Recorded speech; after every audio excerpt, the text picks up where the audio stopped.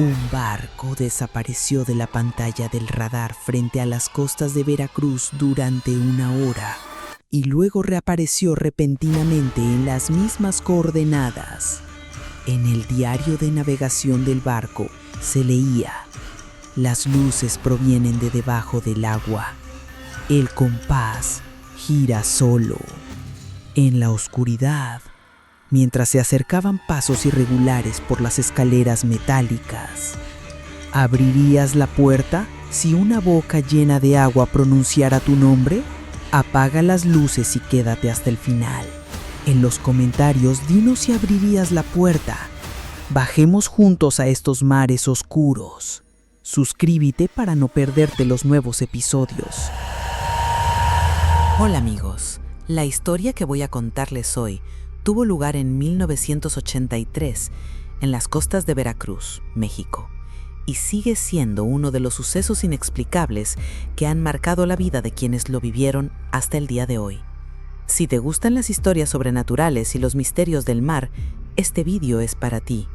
Pero recuerda, algunas historias son tan reales que pueden quitarte el sueño si las escuchas solo por la noche. Me llamo Miguel Santos. En 1983 tenía 28 años y era un marinero experimentado que trabajaba en barcos de carga en el puerto de Veracruz. En aquella época aceptaba cualquier trabajo que se me presentara para mantener a mi familia. Mi esposa Rosa estaba embarazada y mi hijo pequeño, Diego, solo tenía 3 años. Como cualquier padre, quería darles un futuro mejor, una vida más digna que la mía.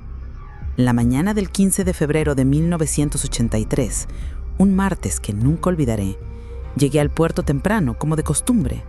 El aire olía a sal y gasóleo, ese olor tan familiar que había respirado durante más de 10 años de mi vida. Los muelles estaban llenos de actividad, los estibadores daban órdenes, las grúas transportaban contenedores y las gaviotas se peleaban por los restos de pescado. Era un día como cualquier otro, o eso creía yo. El capitán Herrera me llamó a un lado. Era un hombre de unos 50 años, con el rostro marcado por las décadas pasadas en el mar y las profundas arrugas que solo el viento y la sal pueden dejar. Pero aquella mañana había algo diferente en él. Sus ojos, normalmente seguros y decididos, mostraban una inquietud que me inquietaba. «Miguel, tengo un trabajo especial para ti», me dijo, y noté que su voz temblaba ligeramente. ¿Conoces el SS Verano Eterno? Por supuesto que lo conocía. El SS Verano Eterno era uno de los buques de carga más conocidos del Golfo de México desde hacía años.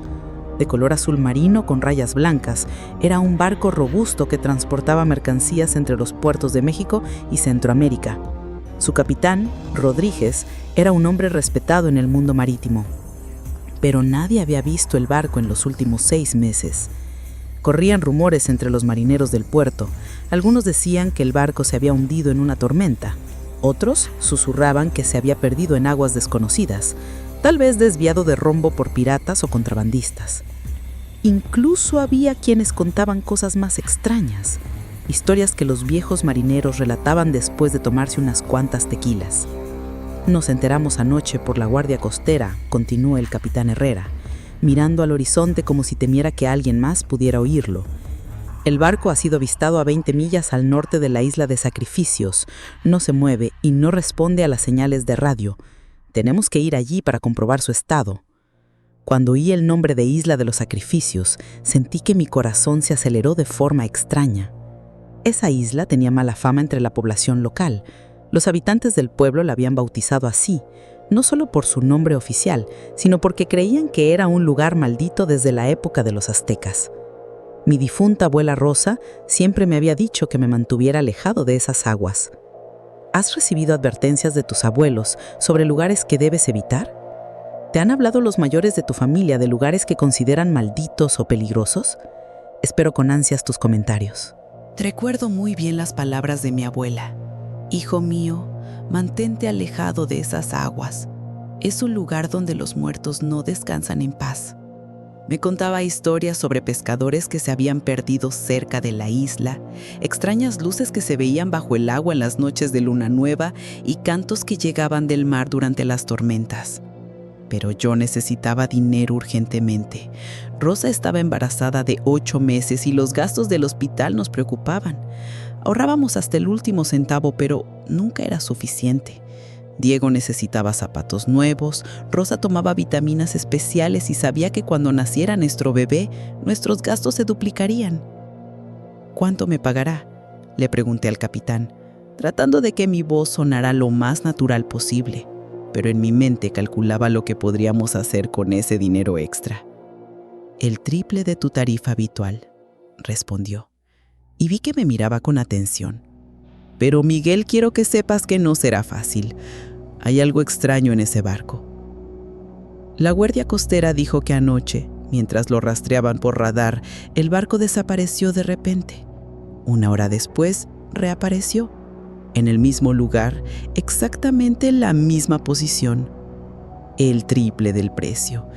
Era suficiente para pagar los gastos del parto de Rosa, las necesidades del bebé e incluso la casita que habíamos visto a las afueras de Veracruz.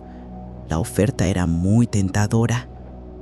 Acepto el trabajo, dije, pero una voz en mi interior me decía que debía rechazarlo. El capitán Herrera asintió con la cabeza, pero pude ver en su rostro una mezcla de alivio y preocupación. Zarpamos esta tarde. La tripulación será reducida. Tú, yo, el maquinista Carlos y Eduardo, el chico nuevo que empezó a trabajar la semana pasada. Eduardo Ramírez, de 19 años, era un joven lleno de energía y entusiasmo por su primera experiencia real en el mar. Procedía de Puebla, de una familia campesina, y veía el trabajo en el mar como una oportunidad para lograr algo grande en la vida. Sus ojos brillaban con la mezcla de inocencia y determinación propia de los jóvenes que aún no conocen el peligro real. Esta tarde, mientras nos preparábamos para zarpar, no pude evitar sentir una extraña premonición. El cielo estaba despejado, pero había algo en el aire que me inquietaba. Los demás marineros del puerto nos miraban con curiosidad y algunos ancianos, cuando les dijimos a dónde íbamos, negaron la cabeza en señal de desaprobación. Don Felipe, un pescador de más de 70 años que conocía cada centímetro de la bahía, se acercó a mí antes de subir al barco. «Miguel», me dijo en voz baja, «ten cuidado ahí fuera. Las aguas cerca de la isla de los sacrificios no son aguas normales. Llevo 50 años pescando en esta bahía y esa zona siempre me ha dado mala espina». Sus palabras no se me fueron de la cabeza mientras subía al barco pesquero Santa María. El barco era sólido y fiable. Llevaba décadas navegando por esas aguas, pero aquella tarde, incluso nuestro barco parecía no querer llegar a nuestro destino. El mismo día, 15 de febrero, a las 2:30 de la tarde, zarpamos del puerto de Veracruz a bordo del buque Santa María. El cielo estaba despejado, pero aquella extraña sensación que me había acompañado toda la mañana no me abandonaba. Era como si, desde el momento en que acepté el trabajo, una sombra invisible se hubiera posado sobre mi alma. Nuestro maquinista, Carlos, era un hombre taciturno pero experto. Tenía unos 45 años y llevaba más de 20 trabajando en estos mares. Mientras preparaba el motor, noté que estaba más callado de lo habitual. Sus movimientos, normalmente seguros y precisos, parecían tensos, como si él también sintiera que algo no iba bien. Eduardo, por el contrario, estaba lleno de energía y entusiasmo. Era su primer viaje más allá de las aguas costeras y no paraba de hacer preguntas. Miguel, me preguntó mientras revisaba las cuerdas, ¿has estado alguna vez cerca de la isla del sacrificio? ¿Es cierto lo que se dice? Le conté algunas de las historias que había oído a lo largo de los años, pero omití los detalles más espeluznantes. No quería asustarlo en su primera misión. Sin embargo, mientras hablábamos, me di cuenta de que el capitán Herrera nos escuchaba desde el timón y vi que su rostro se ensombrecía cada vez más. Durante las 2 primeras horas de navegación, todo parecía normal. El motor del Santa María funcionaba con regularidad. Las olas eran suaves y el viento soplaba a nuestro favor. Eduardo me hablaba de su pueblo en Puebla y de cómo había convencido a su familia para hacerse a la mar. Su familia, de modestos agricultores, había ahorrado durante meses para comprarle su primer equipo de marinero. Mi madre lloró cuando me fui, me dijo, con esa sonrisa inocente que solo tienen los jóvenes, pero le prometí que volvería con dinero suficiente para arreglar el techo de la casa. Lo había sufrido mucho desde la última temporada de lluvias. Sus palabras me recordaron mi propia motivación y, por un momento, me sentí mejor por haber aceptado este trabajo. Todos estábamos allí por nuestras familias, por nuestros seres queridos. Pero a medida que nos acercábamos a nuestro destino, el ambiente comenzó a cambiar de forma sutil pero inquietante. Primero, el viento se calmó poco a poco hasta convertirse en una brisa casi imperceptible. Luego, las olas se calmaron hasta que el mar se volvió extrañamente plano, como un espejo gigante. Carlos fue el primero en darse cuenta. «Esto no es normal», murmuró, frunciendo el ceño y mirando al agua. «Llevo décadas navegando por estas aguas y nunca he visto el mar tan tranquilo cerca de la isla de los sacrificios. Aquí siempre hay fuertes corrientes». El capitán Herrera miró los instrumentos de navegación y confirmó nuestra posición. Estábamos exactamente donde debíamos estar, a 20 millas al norte de la isla de los sacrificios, pero el SS Verano Eterno no aparecía por ninguna parte. «Quizás haya cambiado de rumbo», dijo Eduardo, escudriñando el horizonte con los prismáticos. «Los barcos no se quedan completamente inmóviles en mar abierto, ¿verdad?» Pero entonces, como si hubiera aparecido de la nada, lo vimos. Eran las 16 en punto cuando el SS Verano Eterno apareció ante nosotros. No puedo describirlo de otra manera. En un instante estaba allí. Era como si un velo invisible se hubiera levantado y lo hubiera revelado. El barco estaba en el lugar indicado por el guardia de seguridad costera, pero su aspecto me dejó sin aliento. El SS Verano que yo recordaba era un barco bien cuidado, con la pintura recién renovada y equipado con modernas instalaciones. El barco que teníamos delante parecía haber envejecido décadas en solo 6 meses. La pintura azul marino se había descolorido y se había vuelto de un gris enfermizo. Las franjas blancas estaban manchadas de algo que parecía óxido, pero este óxido era de un color rojo demasiado intenso para ser solo metal oxidado. Todo el casco estaba cubierto de algas marinas, pero no eran las algas verdes a las que estamos acostumbrados. Estas algas eran de color negro verdoso, como si estuvieran podridas. ¿Alguna vez has visto algo que te haya hecho sentir que estabas presenciando algo sobrenatural? ¿Algo que, como ves, no debería existir? Me gustaría leer tus experiencias en los comentarios. «¡Dios mío!», gritó Eduardo, y pude ver cómo la emoción en su rostro se convertía rápidamente en preocupación. ¿Cuánto tiempo llevaba desaparecido este barco? 6 meses, respondí, pero mi voz me sonó extraña. Solo 6 meses. Pero lo que más me inquietaba no era el aspecto deteriorado del barco, sino el silencio absoluto que lo rodeaba.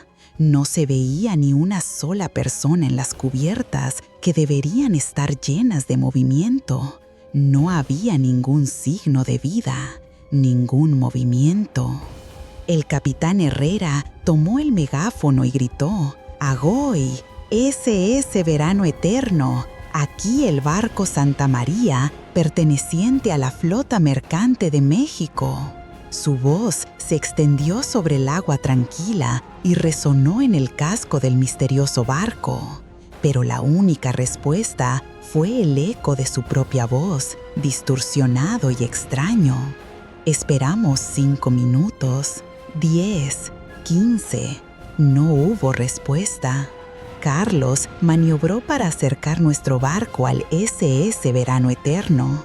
A medida que nos acercábamos, empezaron a aparecer detalles aún más inquietantes. Las ventanas del barco estaban empañadas con algo que parecía condensación, pero de un color ligeramente rojizo. Las cuerdas y los cabos que colgaban de los costados estaban cubiertos con la misma sustancia negro-verdosa que habíamos visto en el casco. Cuando Carlos apagó el motor para facilitar el atraque, nos envolvió un silencio casi palpable. No se oía el sonido de las olas golpeando el casco. No se oía el chirrido del metal bajo el sol. Ni siquiera se oía el sonido del viento. Era como si hubiéramos entrado en un globo de silencio absoluto. Y entonces lo noté, el olor. Al principio pensé que era el olor normal del mar, mezclado con el olor a pescado que siempre hay en los barcos. Pero al acercarnos me di cuenta de que era algo completamente diferente.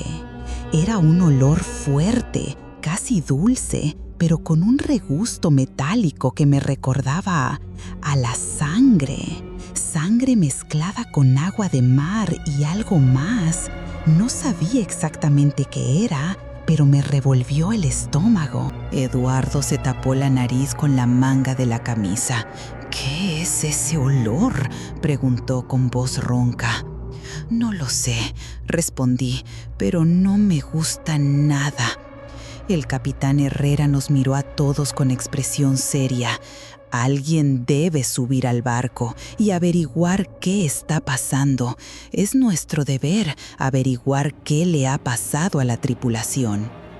Carlos amarró nuestro bote al SS Verano Eterno con ganchos y cabos. Los cascos de los dos barcos chocaron con un sonido metálico que resonó más tiempo de lo normal. «Yo saldré primero», dijo el capitán. «Miguel, ven conmigo. Carlos, tú quédate aquí con Eduardo y ten el motor listo por si tenemos que salir rápidamente». Pero Eduardo se opuso inmediatamente. «Yo también quiero ir. Es mi primera misión de verdad. No pueden dejarme aquí como un niño». El capitán dudó un momento, luego asintió con la cabeza. «Está bien, pero quédate siempre a nuestro lado. No te separes bajo ningún concepto». Subimos a la cubierta del SS Verano Eterno por una escalera de cuerda. El primer paso que di en la cubierta me hizo temblar. A pesar de haber estado expuesta al sol de la tarde durante horas, el metal bajo mis pies estaba extrañamente frío. La cubierta principal estaba desierta, pero no vacía. Había pruebas evidentes de que la vida a bordo se había interrumpido repentinamente. Una mesa plegable estaba preparada para el almuerzo, con platos medio llenos y cubiertos de moho verde. Las tazas de café, con restos de líquido en el fondo, estaban esparcidas por todas partes. Un periódico del 14 de febrero, solo un día antes, estaba abierto sobre una silla, con las páginas ondeando ligeramente con el viento que no soplaba. Eduardo cogió el periódico. «Mirad esto», dijo. «La fecha es de ayer, pero si el barco lleva 6 meses desaparecido». No terminó la frase, pero todos entendimos lo que quería decir. Algo no cuadraba. Caminamos lentamente por la cubierta, examinando cada detalle. Las cuerdas estaban enredadas, como si alguien las hubiera dejado allí apresuradamente. Había una red de pesca medio reparada, con agujas e hilo todavía colgando. Pero lo más inquietante eran las huellas en la cubierta. Al principio pensé que solo eran marcas de agua de mar seca, pero al mirarlas más de cerca me di cuenta de que tenían una forma muy definida. Eran huellas de pies descalzos. Pero Había algo muy extraño en esas huellas. Eran demasiado largas para ser las huellas de un ser humano normal.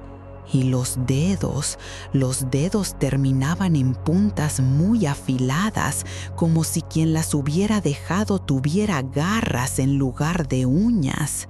«Capitán», le dije a Herrera en voz baja, «ve esas huellas».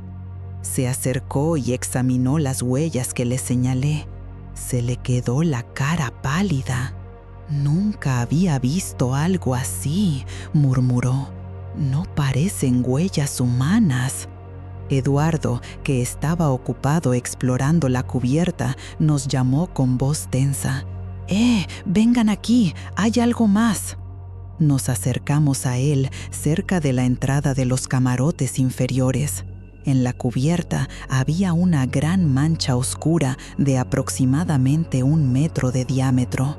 No era agua, ni aceite, ni nada que pudiéramos identificar de inmediato. La sustancia era espesa y de color marrón oscuro, con ligeras vetas rojizas que brillaban al sol. «¿Qué crees que puede ser?», preguntó Eduardo, pero en su voz se percibía una terrible duda. Ninguno de nosotros quería decir lo que todos pensábamos. El capitán Herrera se dirigió hacia la entrada del camarote principal.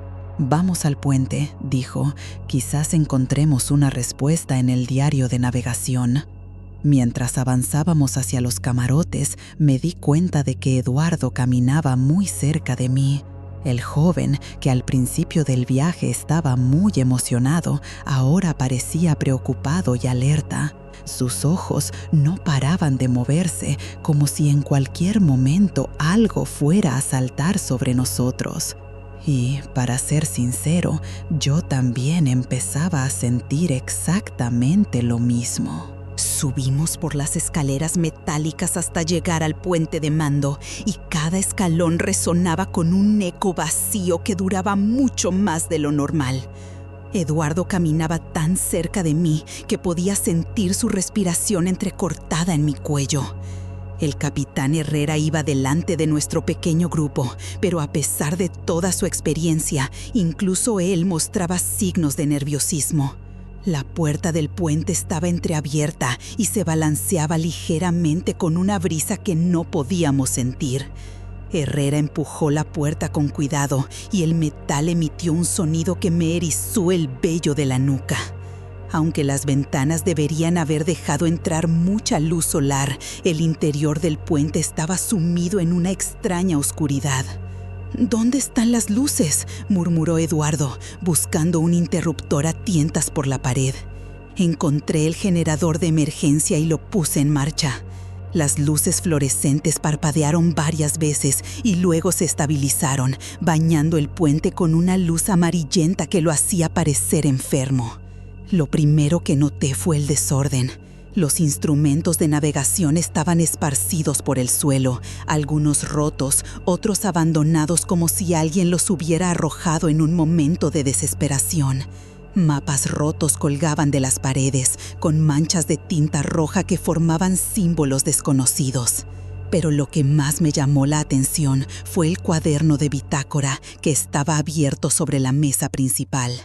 «Aquí está el diario del capitán», dije, acercándome con cuidado a la mesa. Las páginas estaban manchadas con la sustancia rojiza que habíamos visto en las ventanas, pero la letra temblorosa del capitán Rodríguez aún se podía leer. Las últimas entradas eran del 14 de febrero, es decir, del día anterior, lo que confirmaba la inexplicable contradicción temporal que habíamos descubierto. Leí en voz alta: 14 de febrero, 22:30. Algo va muy mal. La tripulación informa de extrañas luces en el agua. Sánchez dice que el color del mar ha cambiado, que parece más oscuro, casi negro. Los instrumentos están locos, la brújula gira sin control y el radar muestra cosas que no deberían estar ahí. Eduardo se acercó para escuchar y pude ver que le temblaban ligeramente las manos. El capitán Herrera estaba comprobando los demás instrumentos del puente y fruncía cada vez más el ceño. Seguí leyendo. 14 de febrero, 23:45. Las luces se acercan, vienen de las profundidades, desde abajo. El motor se ha parado sin motivo aparente. Las luces parpadean espontáneamente. La tripulación está aterrorizada. Morales dice que oye voces en el agua, voces que nos llaman por nuestros nombres. Al leer esta parte, mi voz tembló un poco. Los sonidos que venían del océano me recordaron muy claramente las advertencias de mi abuela Rosa sobre las aguas malditas. 14 de febrero, 12:15. El mar, Dios mío, el mar se mueve de forma extraña. No son olas, es como si algo enorme se moviera bajo nosotros y empujara el agua hacia arriba. Sánchez grita que ve formas en el agua, formas que no deberían existir. Eduardo tragó saliva de forma audible. Miguel susurró, ¿qué crees que han visto? No respondí de inmediato porque había llegado a la parte más inquietante. 15 de febrero, 12:45. Subieron al barco. No son humanos, no pueden serlo. Sus cuerpos no se parecen a los nuestros. Se mueven de forma extraña, como si el agua fuera su hábitat natural. Sus ojos brillan con la luz fosforescente que vimos en el mar. Y sus voces son como el agua que corre sobre las rocas, pero forman palabras en español, pero pronunciadas de una forma imposible. ¿Alguna vez has leído algo que no deberías haber leído? ¿Algo que, una vez leído, no puedes olvidar? Si tienes experiencias similares que te hayan impactado, me gustaría que me las contaras en los comentarios. Me temblaban las manos mientras pasaba las páginas. La letra del capitán Rodríguez se volvía cada vez más irregular. Las palabras apenas se podían leer, pero seguí leyendo. Tripulación. Hay cambios en la tripulación. El primero fue Morales. Su piel se volvió gris, como la de un pez muerto. Luego comenzaron a aparecer manchas negras y verdes en su piel, como si le estuvieran creciendo algas debajo. Pero él dice que se siente bien, incluso mejor. Dice que por fin lo ha entendido. ¿Qué ha entendido? Esta es la última letra legible, murmuré, pero había más texto debajo, cada vez más ilegible. El capitán Herrera se acercó e intentó descifrar el resto. Creo que dice algo sobre la llamada del agua y volver a los orígenes, y aquí hay algo sobre los que vinieron antes que los aztecas. Eduardo, que había permanecido en silencio, habló de repente con voz tensa. ¿Han oído eso? Todos nos quedamos inmóviles, aguzando el oído. Al principio no oí nada más que un silencio antinatural que envolvía todo el barco. Pero luego se oyó un sonido muy débil que me heló la sangre. Era como una canción, más bien como una canción cantada por muchas voces en armonía, pero con una melodía que se parecía mucho a la voz humana. Los sonidos parecían provenir de las profundidades del barco, de los pisos inferiores. «Viene de abajo», susurró Herrera, «de los camarotes de la tripulación». La canción se hizo un poco más fuerte y pude distinguir que era en español, pero con una pronunciación extraña, como si las voces tuvieran dificultades para articular las palabras con bocas que no estaban hechas para el lenguaje humano. Eduardo se dirigió hacia la puerta. «Tenemos que ir a ver si hay algún tripulante vivo allá abajo». «No», le detuve agarrándole del brazo. «Eduardo, después de lo que acabamos de leer, ¿de verdad crees que queremos encontrar a ese tripulante?» Pero mis advertencias llegaron demasiado tarde. Se oyeron pasos metálicos en las escaleras exteriores del puente. Alguien o algo se acercaba hacia nosotros. Los pasos eran extraños. No tenían el ritmo regular de un ser humano normal. Al contrario, parecía que quien caminaba tenía dificultades para hacerlo sobre dos pies, como si esos movimientos no le resultaran naturales. Herrera sacó una navaja de marinero de su cinturón. Era un hombre valiente, pero podía ver el miedo en sus ojos. Eduardo se pegó a la pared trasera del puente y yo me acerqué a una de las ventanas laterales, listo para romperla si necesitábamos una vía de escape alternativa. Los pasos se acercaron a la puerta, se detuvieron justo al otro lado. Entonces se oyó una voz. Reconocí esa voz inmediatamente. ¿Miguel? ¿Miguel Santos? Era la voz del capitán Rodríguez, pero su voz estaba húmeda. Hablaba como si tuviera la boca llena de agua. Sé que estás ahí, Miguel. Te conozco. Trabajamos juntos el año pasado en el puerto de Veracruz. ¿Te acuerdas? En el carguero Esperanza del Mar. El recuerdo me golpeó como un martillo. Sí, había trabajado con Rodríguez el año anterior. Era un buen hombre, un capitán respetado. Pero ahora, aunque la voz que me llamaba tenía su tono, algo me parecía muy extraño. Miguel, tienes que abrir la puerta. Estoy bien. La tripulación también está bien. Solo que hemos cambiado. Hemos encontrado algo maravilloso aquí, Miguel. Algo que nuestros antepasados conocían, pero que nosotros hemos olvidado. Eduardo me miró suplicante, como si quisiera que abriera la puerta. El pobre chico aún esperaba que pudiéramos ayudar a alguien. Pero yo recordaba muy bien las advertencias de mi abuela y lo que había leído en el diario de navegación. Capitán Rodríguez, dije desde la puerta, ¿dónde ha estado su barco durante los últimos 6 meses? Un largo silencio.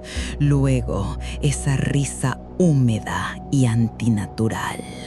¿6 meses? Miguel, salimos del puerto anoche. Estás confundido. El tiempo aquí funciona de otra manera. Cerca de la isla, cerca del lugar donde duermen los antiguos. Los antiguos, susurró Eduardo. ¿Qué quiere decir con eso? La voz de Rodríguez continuó, ahora con un tono más urgente. Miguel, tu familia te está esperando. Tu esposa embarazada, Rosa, y el pequeño Diego. ¿No quieres volver a verlos? Podemos llevarte a casa, pero primero tienes que dejarnos entrar. Se me heló la sangre.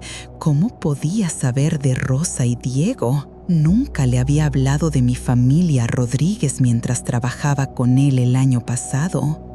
El capitán Herrera me miró con preocupación. Él también se había dado cuenta de lo que significaba.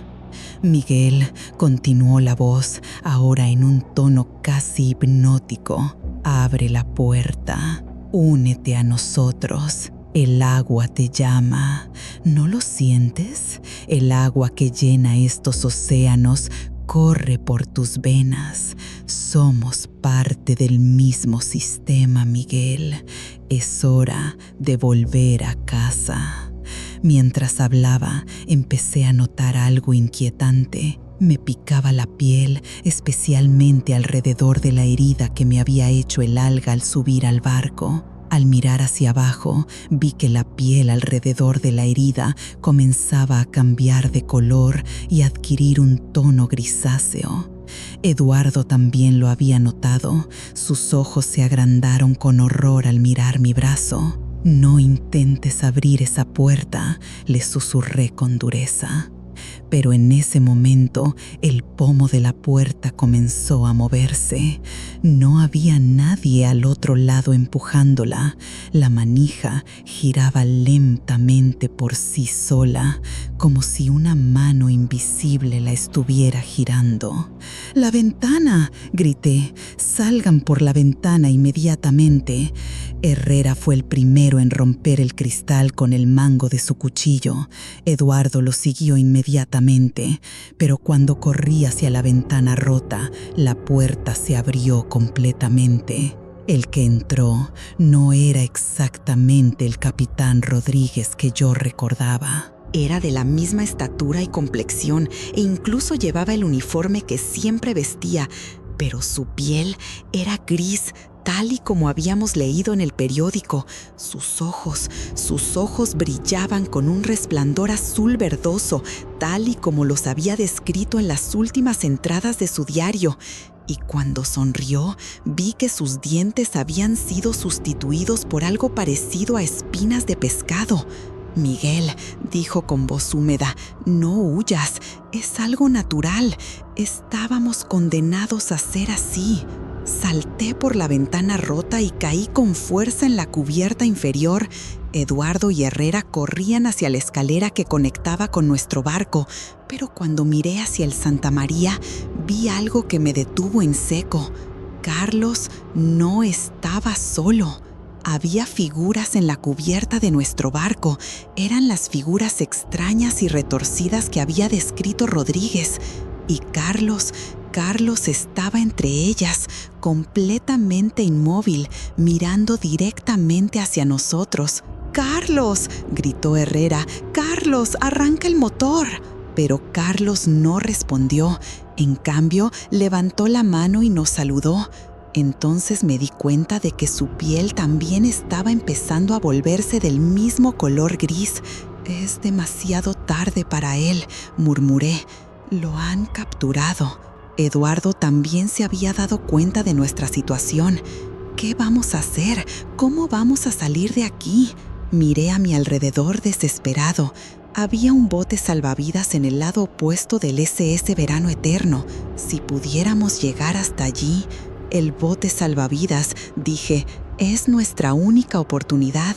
Pero mientras corría hacia el otro lado del barco, más figuras comenzaron a surgir de las profundidades del SS Verano Eterno. Eran miembros de la tripulación desaparecidos, todos convertidos en el mismo color gris, con ojos brillantes y antinaturales. Reconocí a algunos. Morales, el primer oficial del que hablé en mi diario. Sánchez, el hombre que vio las formas en el agua. Todos me miraban con una expresión que era una mezcla de lástima y amor fraternal. «Miguel», dijo Morales con la misma voz húmeda, «no te resistas. Esto es muy bonito. Al final comprendimos nuestro destino. El océano no era solo nuestro trabajo, era nuestro hogar. Siempre lo había sido». Llegamos al bote salvavidas, pero cuando Herrera intentó soltarlo, las cuerdas no se rompieron. Parecían estar hechas de algo más resistente que una cuerda normal. «¡No se rompen!», gritó enfadado. Eduardo se unió a él y tiró con todas sus fuerzas, pero las cuerdas parecían estar pegadas al metal del barco. Entonces me di cuenta de que no eran cuerdas. Eran las algas negras y verdes que habíamos visto por todo el barco, pero habían crecido y se habían entrelazado como cuerdas normales. Y mientras las observaba, podía ver que se movían ligeramente, como si estuvieran vivas. «Es una trampa», susurré. «Todo este barco es una trampa». Las figuras transformadas siguieron acercándose y volví a oír aquella extraña canción, esta vez mucho más alta. Pero esta vez pude entender algunas palabras. «Vuelve al agua, vuelve a tu origen, al lugar donde naciste, al lugar al que perteneces, al lugar al que siempre has pertenecido». En ese momento me di cuenta de que Eduardo había dejado de tirar de las cuerdas, se había quedado inmóvil, escuchando la canción, y la expresión de su rostro estaba pasando lentamente del miedo a la admiración. «¡Eduardo!», grité, «no les hagas caso». Pero ya era demasiado tarde. Sus ojos también empezaban a brillar con el mismo resplandor fosforescente. «Miguel», dijo, con la voz cada vez más húmeda, «tienen razón. ¿No lo sientes? El agua nos llama a casa. La situación de Eduardo era crítica y mientras las criaturas se acercaban, solo quedábamos Herrera y yo. Mi brazo había comenzado a cambiar drásticamente. Las venas se veían negras bajo mi piel grisácea y podía sentir que algo se movía debajo, como si, en lugar de sangre, pequeños chorros de agua fluyeran por mis venas. «Miguel», dijo Herrera desesperado, «tenemos que saltar al agua. Creo que es nuestra única oportunidad». Miré el mar que nos rodeaba. El color del agua había cambiado por completo. Se había vuelto de un negro profundo, con destellos fosforescentes que latían como un corazón gigante. No era una vía de escape, era justo donde ellos querían que fuéramos. Pero entonces recordé las palabras que mi abuela Rosa me repetía una y otra vez cuando era niño. «Hijo mío, cuando los antiguos espíritus del agua te llamen, no olvides que hay algo más poderoso que ellos, el amor de tu familia y la sal de la tierra». Sal. Mi abuela siempre llevaba sal consigo cuando íbamos al mar. Busqué desesperadamente en mis bolsos y encontré algo que había olvidado por completo. Rosa, mi esposa, había puesto esa mañana en el bolsillo de mi chaqueta una bolsita de sal. Era una tradición familiar que había heredado de su abuela. «Herrera», susurré, «¿tienes sal? ¿Algún tipo de sal?». Me miró como si hubiera perdido la cabeza. «Sal, Miguel, ahora no es el momento». «Sal», insistí. Mi abuela decía que la sal los detenía. Los espíritus del agua no pueden acercarse a la sal pura. Con los ojos completamente brillantes, Eduardo se acercó a nosotros con su sonrisa antinatural. «Miguel, hermano, no te resistas. Mira qué bonito es. Siente cómo te llama el agua». Sin pensarlo 2 veces, abrí la bolsa de sal y eché un puñado directamente sobre Eduardo. El efecto fue inmediato y espantoso. Eduardo gritó, pero no era un grito humano. El sonido que salía de su garganta era una mezcla entre el grito de un metal oxidado y agua hirviendo. La piel que tocaba la sal comenzó a echar humo y él retrocedió tambaleándose. Los demás, incluido el capitán Rodríguez, se apartaron rápidamente. «¡Funciona!», gritó Herrera. «¡Dámelo!». Compartí la sal con él y, formando un círculo a nuestro alrededor, esparcimos los cristales blancos sobre la cubierta metálica. Rodríguez habló desde una distancia segura y por primera vez se percibía una especie de decepción en su voz. «Miguel, La sal solo puede protegerte temporalmente. Estás en nuestro territorio. El mar siempre te rodeará. Tenía razón. Solo teníamos sal suficiente para un pequeño círculo y eso no duraría para siempre. En ese momento noté algo extraño. Mi transformación se había detenido. Las venas negras de mi brazo comenzaron a desaparecer y el color gris de mi piel volvió lentamente a la normalidad. La sal me está curando, murmuré con asombro. Herrera me miró y confirmó lo que sentía. Tienes razón, tu piel está volviendo a la normalidad. Pero nuestro alivio duró poco. Las criaturas habían comenzado a moverse en círculos a nuestro alrededor y podía ver que estaban haciendo algo con el agua.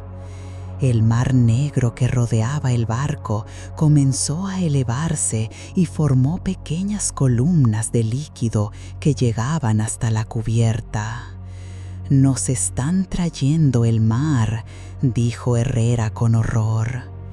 El agua negra comenzó a filtrarse por los bordes de nuestro círculo de sal y a disolverlo lentamente. Nos quedaban unos minutos, quizá menos. En ese momento oí un sonido que me llenó de una esperanza desesperada, el ruido de un motor marino que se acercaba rápidamente. «¡Guardia costera!», gritó Herrera señalando el horizonte. Una lancha rápida de la Armada Mexicana se acercaba con las luces de emergencia encendidas. Pero cuando las criaturas la vieron, todas se sumergieron en el agua y desaparecieron como si nunca hubieran existido. Eduardo se quedó de pie en el borde de la cubierta. Me miró por última vez y, por un instante, vi en sus ojos fosforescentes un destello de su antigua humanidad.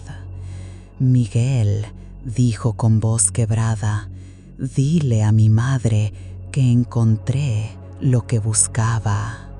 Sin darme tiempo a responder, se lanzó al agua negra y desapareció para siempre. El equipo de seguridad costera nos rescató unos minutos después. Cuando les contamos lo sucedido, por supuesto, no nos creyeron. El informe oficial indicaba que el SS Verano Eterno había sido abandonado debido a una avería mecánica y que Eduardo Ramírez había caído accidentalmente al mar y se había ahogado. Carlos fue encontrado en estado catatónico en nuestro barco. Los médicos dijeron que había sufrido un fuerte shock psicológico. Nunca volvió a hablar con coherencia sobre lo que había visto.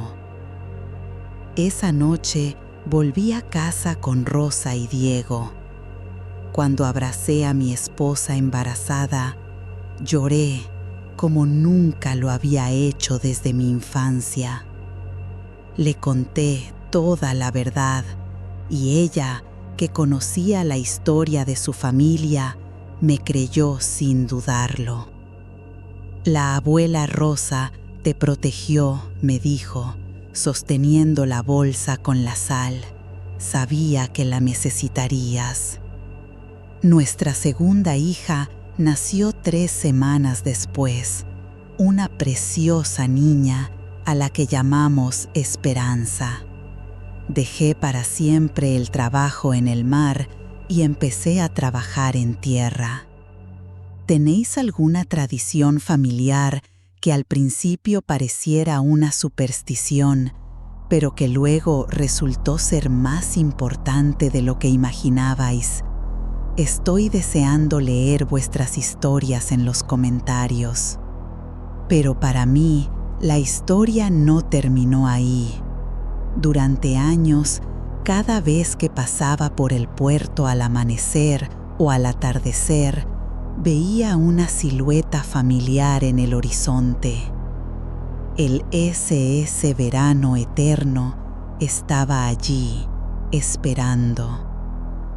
Y a veces, en las noches de luna nueva, podía oír muy débilmente esa canción hipnótica que traía el viento del mar. El capitán Herrera se mudó a Ciudad de México poco después del suceso. Antes de irse me dijo: Miguel, en este mundo hay cosas que es mejor dejar como están. Hay lugares a los que no debemos ir, aguas en las que no debemos nadar. Carlos nunca se recuperó del todo. Pasó sus últimos años en una residencia, murmurando que los sonidos del agua lo llamaban.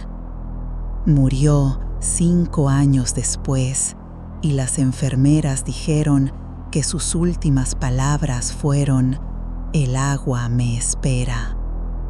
Han pasado 40 años desde aquel terrible 15 de febrero de 1983. Ahora soy abuelo, mis hijos han crecido y tienen sus propias familias. Pero cada año, en esa misma fecha, al atardecer, vuelvo al puerto de Veracruz. No para buscar el barco, sino para recordar a Eduardo Ramírez. Eduardo era un joven valiente que soñaba con aventuras y se encontró con algo mucho más grande y terrible de lo que podía imaginar. A veces llevo sal conmigo, la esparzo sobre las aguas del puerto y rezo por todos los marineros perdidos que respondieron a la llamada de antiguos. Y a mis nietos les digo lo mismo que me decía mi abuela Rosa: niños, manteneos alejados de las aguas de la isla de los sacrificios. Es un lugar donde los muertos no descansan en paz, donde el tiempo no fluye como debería y donde el océano recuerda lo que la humanidad ha olvidado.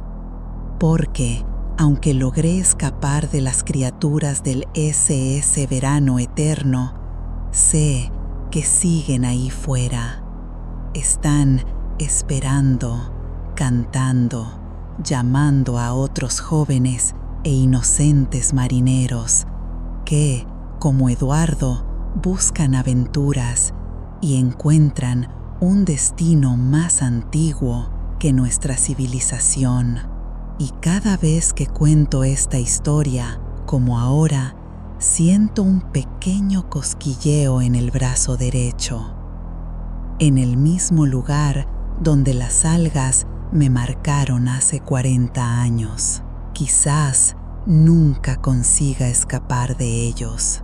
Quizás en lo más profundo de mi alma, una pequeña parte de mí sigue escuchando su canto. Gracias por acompañarme en esta historia, amigos. Si os ha gustado, dadle a me gusta y suscribíos para más historias de terror reales. Y recordad, algunas tradiciones familiares existen por una razón. No las ignoréis. Pueden salvaros la vida en cualquier momento.